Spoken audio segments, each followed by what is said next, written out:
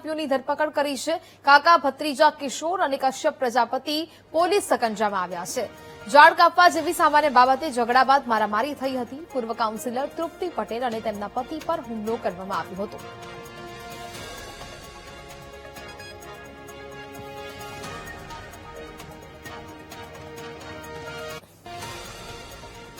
જે હાલના જે આરોપીઓ છે કશ્યપભાઈ અને એમના પરિવારજનોએ વાંધો લીધેલો અને આ આધારે તેમની વચ્ચે અંદરો-અંદર બોલાચાલી થયેલી।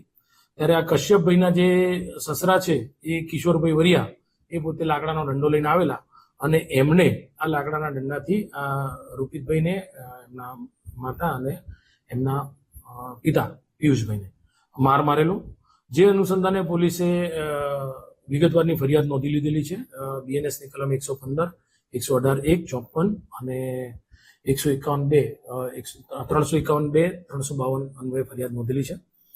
આ આધારે પોલીસે આ ગામના જે આરોપી છે કશ્યપભાઈ અને કિશોરભાઈ બેની અટકાયત પણ કરેલી છે।